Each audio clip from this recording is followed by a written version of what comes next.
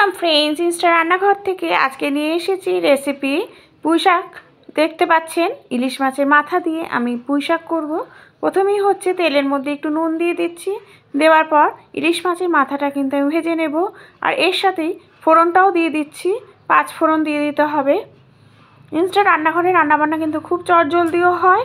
আর ইলিশ মাছের মাথা দিয়ে কিভাবে পুঁইশাক হয় সবাই জানেন, কিন্তু একটু টেস্ট আরও ভালো হওয়ার জন্য কিভাবে আমি রান্নাটা করছি সেটা দেখতে থাকুন।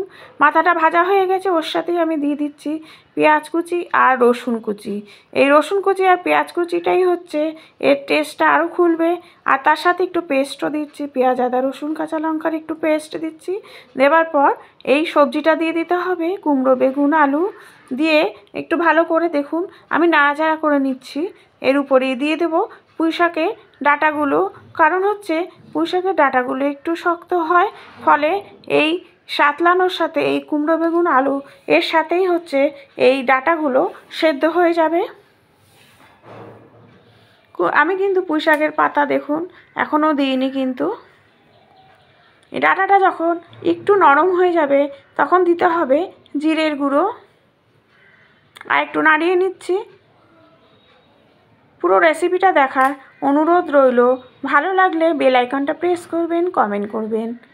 পাতাটাও আমি এর সাথে দিয়ে দিলাম, যেই ডাঁটাটা একটু সেদ্ধ হয়েছে আমি এই পাতাগুলোও দিয়ে দিচ্ছি, পুঁইশাকের পাতাগুলো দিয়ে কিন্তু আমি একটু ঢেকে রাখবো। তারপরে আমি দিচ্ছি হচ্ছে নামানোর আগে আদা কুচি আর লঙ্কা কুচি।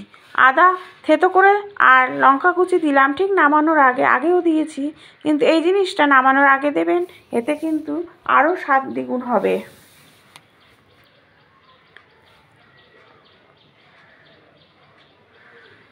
আর চিনি কিন্তু মাস্ট, চিনি দিতেই হবে। দিয়ে আমি আবার ঢেকে রাখবো।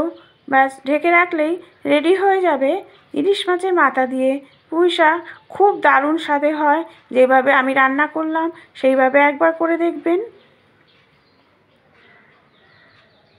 জল দিয়ে আরেকটু মজিয়ে নেব সব একসাথে, তাহলেই রেডি হয়ে যাবে ইলিশ মাছের মাথা দিয়ে পুঁইশাক।